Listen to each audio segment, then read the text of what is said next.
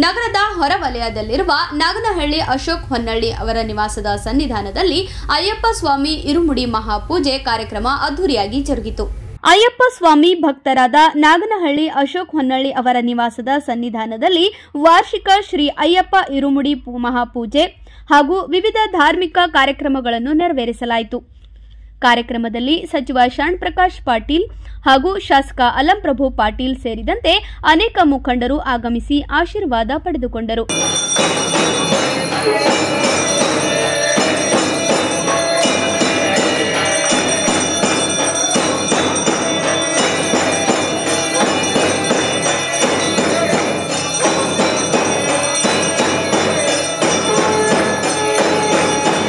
ಇನ್ನು ಪೂಜೆ ಹಿನ್ನೆಲೆ ಅಯ್ಯಪ್ಪ ಸ್ವಾಮಿ ಮೂರ್ತಿಗೆ ಹಾಗೂ ಅಯ್ಯಪ್ಪ ಸ್ವಾಮಿ ಮೆಟ್ಟಿಲುಗಳಿಗೆ ವಿಧ ವಿಧವಾದ ಹೂವುಗಳಿಂದ ಅಲಂಕಾರಗೊಳಿಸಲಾಗಿತ್ತು.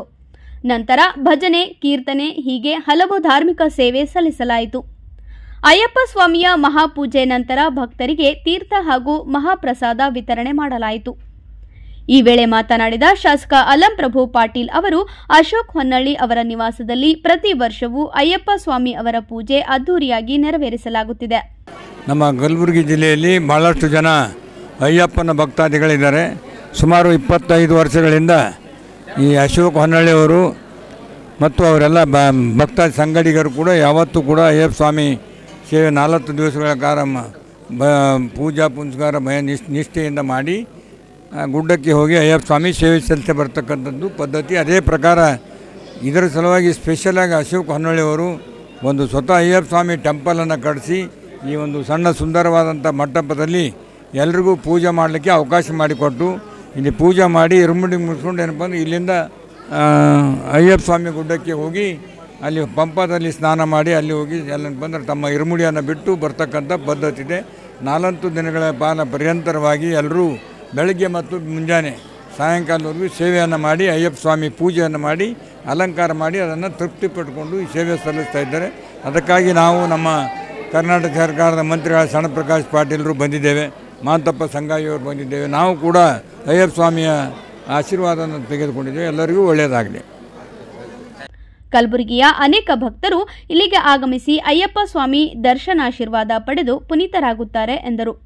ಬಳಿಕ ಮಾತನಾಡಿದ ಮಾಲಾಧಾರಿ ಶರಣು ಸಜ್ಜನ್ ಅವರು ಪ್ರತಿ ವರ್ಷದಂತೆ ಈ ಬಾರಿಯೂ ಸಹ ಅಶೋಕ್ ಹೊನ್ನಳ್ಳಿ ನಿವಾಸದ ಅಯ್ಯಪ್ಪ ಸ್ವಾಮಿಗಳ ಸನ್ನಿಧಾನದಲ್ಲಿ ಅಯ್ಯಪ್ಪ ಸ್ವಾಮಿಗಳಿಗೆ ವಿಶೇಷ ಪೂಜೆ ಸಲ್ಲಿಸಿ ಇಲ್ಲಿಂದ 100 ಜನ ಅಯ್ಯಪ್ಪ ಸ್ವಾಮಿ ಯಾತ್ರೆ ಕೈಗೊಳ್ಳುತ್ತೇವೆ ಎಂದು ತಿಳಿಸಿದರು. ಅಶೋಕ್ ಹೊನ್ನಳ್ಳಿ ಸನ್ನಿಧಾನ 27 cross Ashoka 27 cross Naganahalli road Gulbarga ಇಲ್ಲಿ ಒಂದು ಭವ್ಯವಾದ ಅಯ್ಯಪ್ಪ ಸ್ವಾಮಿಯ ಸನ್ನಿಧಾನವನ್ನು ನಮ್ಮ ಅಶೋಕ್ ಹೊನ್ನಳ್ಳಿ ಗುರುಸ್ವಾಮಿಗಳು ನಿರ್ಮಿಸಿ ಇಲ್ಲಿ ಪ್ರತಿ ವರ್ಷವೂ ಇಲ್ಲಿ ಮಾಲಾಧಾರಣೆ ಮಾಡಿ ಪ್ರತಿ ವರ್ಷ 150 ಜನರಿಗೆ ಅಯ್ಯಪ್ಪನ ದರ್ಶನ ಅವಕಾಶ ಮಾಡಿ ನಮ್ಮ ಅಶೋಕ್ ಹೊನ್ನಳ್ಳಿಯವರು ಮಾಡ್ತಾಯಿದ್ದಾರೆ. ಈ ವರ್ಷ ಕೂಡ ಈಗಾಗಲೇ ನಾವು 70 ಜನ ಮಾಲಾಧಾರಿಗಳಾಗಿದ್ದೇವೆ. ಇನ್ನು ನಮ್ಮ ಕೊನೆಯ ದಿನ ಇದೇ ಬರ್ತಕ್ಕಂಥ 3 ತಾರೀಕಿಗೆ ಕೊನೆಯ ದಿನ ಇದ್ದು ನಾವು ಅಲ್ಲಿಂದ ನಾವು 150 ಜನರನ್ನು ನಮ್ಮ ಅಶೋಕ್ ಹೊನ್ನಳ್ಳಿ ಗುರುಸ್ವಾಮಿಗಳು ಕರ್ಕೊಂಡು ಹೋಗಿ ಅಯ್ಯಪ್ಪನ ದರ್ಶನ ಮಾಡಿಸಲು ಎಲ್ಲ ರೀತಿಯ ವ್ಯವಸ್ಥೆ ಮಾಡಿದ್ದಾರೆ. ಇದು ಪ್ರತಿ ವರ್ಷವೂ ಸದಾ ನಮ್ಮ ಅಯ್ಯಪ್ಪ ಸನ್ನಿಧಾನದ ಎಲ್ಲ ಮಾಲಾಧಾರಿಗಳಿಗೆ ನಮ್ಮ ಅಶೋಕ್ ಹೊನ್ನಳ್ಳಿ ಸಾಹೇಬರು ಭಾಳ ಒಂದು ದೊಡ್ಡ ಅನುಕೂಲ ಮಾಡಿಕೊಟ್ಟಿದ್ದಾರೆ. ಹೀಗಾಗಿ ನಮ್ಮ ಎಲ್ಲ ಮಾಲಾಧಾರ ಕಡೆಯಿಂದ ಅವರಿಗೆ ನಾವು ಅನಂತ ವಂದನೆಗಳು ಸಲ್ಲಿಸ್ತೇವೆ. ಹಾಗೂ ಇದೇ ಬರ್ತಕ್ಕಂಥ 3ನೇ ತಾರೀಕಿಗೆ ಇರುಮುಡಿ ಮಹಾಪೂಜೆ ಇದ್ದು ಆ ಮಹಾಪೂಜೆಗೆ ಸಮಸ್ತ ಗುಲ್ಬರ್ಗದ ಎಲ್ಲ ಭಕ್ತಾದಿಗಳು ಎಲ್ಲರೂ ಅವತ್ತು ಬರಬೇಕೆಂದು ನಾವು ಅಶೋಕ್ ಹೊನ್ನಳ್ಳಿ ಸನ್ನಿಧಾನ ವತಿಯಿಂದ ನಾವು ಅವರಿಗೆ ಆಹ್ವಾನವನ್ನು ಕೊಡ್ತಾ ಇದ್ದೇವೆ ಹಾಗೂ ಎಲ್ಲರಿಗೂ ಸ್ವಾಗತವನ್ನು ಕೋರ್ತೇವೆ. ಓಂ ಸ್ವಾಮಿಯೇ ಶರಣಮಯ್ಯಪ್ಪ.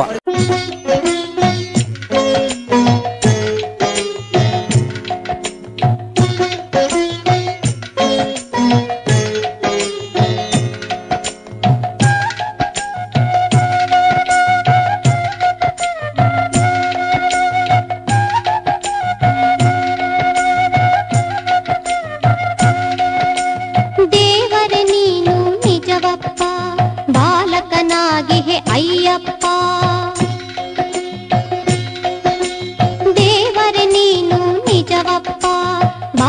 ಬಾಲಕನಾಗಿಹೆ ಅಯ್ಯಪ್ಪ, ನಿನ್ನೀ ಮಾಯೆಗೆ ಕೊನೆಯಿಲ್ಲ, ಈ ನಿನ್ನ ದಯೆಗೆ ಎಣೆಯಿಲ್ಲ. ನಿನ್ನೀ ಮಾಯೆಗೆ ಕೊನೆಯಿಲ್ಲ, ಈ ನಿನ್ನ ದಯೆಗೆ ಎಣೆಯಿಲ್ಲ.